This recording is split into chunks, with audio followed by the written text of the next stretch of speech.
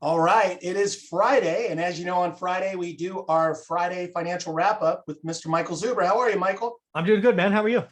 I'm doing well. I get to see you twice this week. It was nice. We had Michael on earlier in the week in a mastermind community. It was really awesome. That video you have to repost, right? You'll put it It'll on be your going YouTube up channel? this weekend. Absolutely. Love it. Love it. So watch for that. It was really cool. 45 minutes, 60 minutes of great content, as always, with Michael. Thank you for all that you do. Let's get into the financial news. It's the first week of January. Let's talk about the Fed meeting minutes. What's going on there? Yeah, the first big news of the week is the Fed meeting minutes. What is that? Basically, the Fed had their meeting in December. They came out with the talk track of, hey, 3 interest rate rises. We're going to start tapering by March. The market, generally speaking, when that happened, was calm. As I told people last week, the Fed meeting minutes is kind of like the dirty little secret. It's kind of like what happened behind closed doors. And I expected it to be ugly, because what I expected was, yes, Powell came out and said nice words, but we have some people in there that are really hawkish. So I wanted to figure out who was the most hawkish. I wanted to figure out how many of them there were, and I wanted to see really what they are seeing. So the meeting minutes came out Wednesday, and they were not good. If you were an investor and you thought rates would stay low for long, you thought the Fed was your friend, as I have been telling you for a month, the Fed is not your friend. The Fed spiked the punch bowl. The Fed is taking it away, and that is going to have implications. We've already seen implications in the stock market. We have already seen implications in the crypto market. We've already seen indications in the interest rate environment. Folks, pay attention. The world has changed. The Fed was your friend for 2 years. I hope you cashed in some of your profit, because they are not going to be your friends for at least the next year to 18 months. They have created this inflation bubble, which I've been telling you about, wage inflation, which we'll talk about in a minute.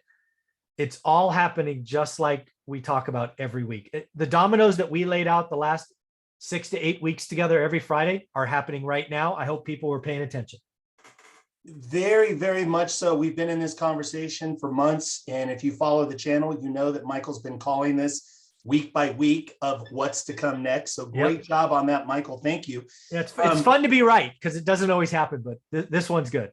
Yeah, well, I think you do the work, and that's every one day. of the things, right? For how long have you been studying the markets? 31 years now, I think. Every day as a discipline at 5 a.m., Michael's up reading for several hours to prepare himself for his business, as well as to share with our community. Yeah, I've been, the beauty of what I do now for the daily financial news is exactly what I did for 28 years before I retired. I just now take notes on a piece of paper and just talking to a camera for 15 minutes. So yeah, it's 30 some years of daily discipline. I love it. I love it. So you mentioned the word bubble, and I just want to clarify for the audience, because it can be a scary word, right? So when you talk about a bubble, you're talking about specifically in the stock market and with like cryptocurrency. That's what we're seeing this week. Is that accurate? Well, again, a bubble, I think we are in what's called an everything bubble.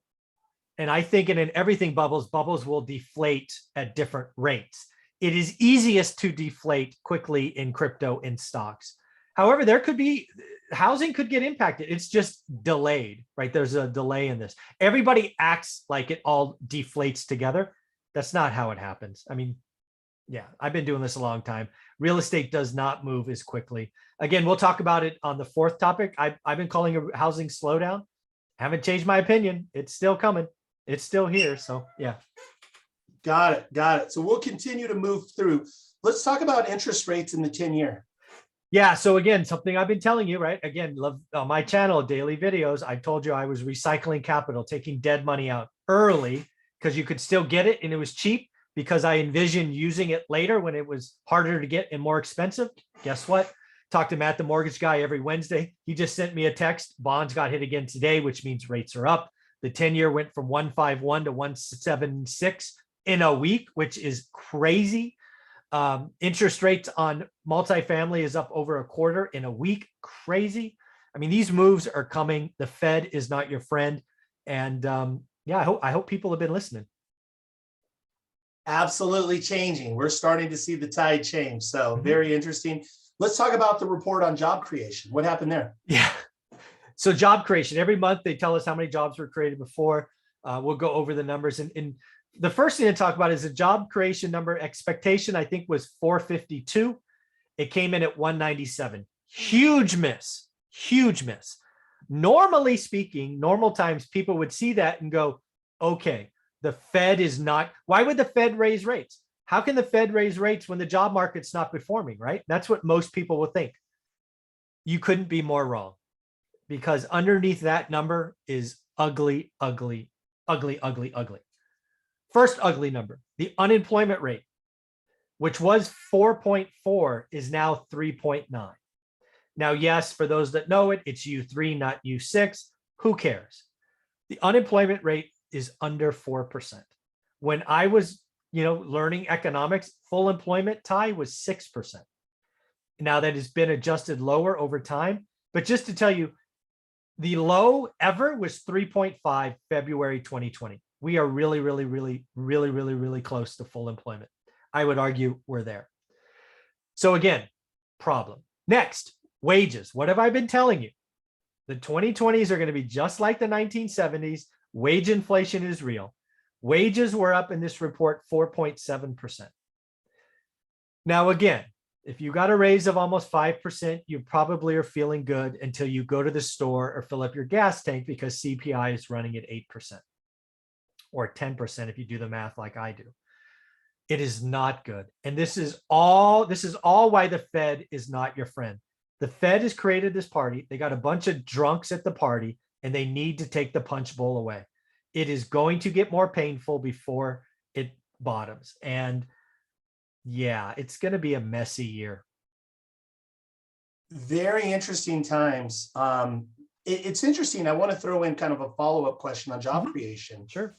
Do you see all of a sudden the headlines, and it's real, right? Like we have COVID reoccurrence here in our household. My daughter has it. Oh no. Didn't go back to school. She's doing okay. She's stable. Good. But it's interesting. Lots of people I'm seeing all of a sudden this new resurgence of COVID. Do you see that? Just your thoughts on that, on how it affects job creation, employment, maybe any shifts? Do we go into another lockdown? Just your general take on the COVID. So generally speaking, no lockdowns. I think we've realized that the amount of money that government would have to ship into the system for another lockdown makes it unattainable. The other thing that I think is going to happen is this new variant. Again, one non-scientist, non-doctor opinion is it's very contagious. It's going to blow through the society, and it will be almost a non-issue in 8 to 10 weeks. But again, that still means millions of people are going to get sick, right? Millions of people are going to catch it. My hope is that millions of people have very little issues and we move on. Some people are going to get really, really sick, and some people, unfortunately, are going to die. That's just what this thing does. But again, I think it'll be like all the other viruses. It has a rapid uptick, and then for whatever reason, it gets through the society, and then it comes down just as fast. That is my hope. Maybe it's wishful thinking. Maybe again, that's my opinion. I can't tell you. Again, don't listen to me. I'm not a doctor, but that's my opinion based on past data. Where I think it hurts is I think it hurts supply chains. Because again, just like in your family, right? If you are a dock worker and you moved shipping containers and you don't show up because you're sick and now you're quarantined for 10 days, you don't have a replacement, right? That person who moved that crane is trained. And like air traffic controllers are getting whacked now, and you can't replace them. It's a horribly stressful job. And if you have less of them, you have less planes and pilots and teachers and nurses, and it's blowing this out. It is going to be a very messy, like retailers. I think on Thursday, I talked about retailers in New York can't get shifts, so they're shrinking their hours. It's going to be a problem. My hope is it's a problem for 6 to 8 weeks, and then we can get past this and be more normal. But it's going to cause more inflation. The Fed has got to raise rates. Inflation is a problem. Very interesting times. And so that brings us to our last subject, which we always talk about, the housing market. How is this going to affect housing and what we've talked about with Fed meeting, the interest rates, job creation. What's your thoughts going forward as we go into January and go into this first quarter? Yeah. So when you talk about the real estate market, which is where you and I play, the first thing I would tell you is if you are a mortgage broker, you are a team, you are a CEO or whatever, you are about to have some wicked job cuts. If you have 20, you're about to have 8. If you have 100, you're about to have 20.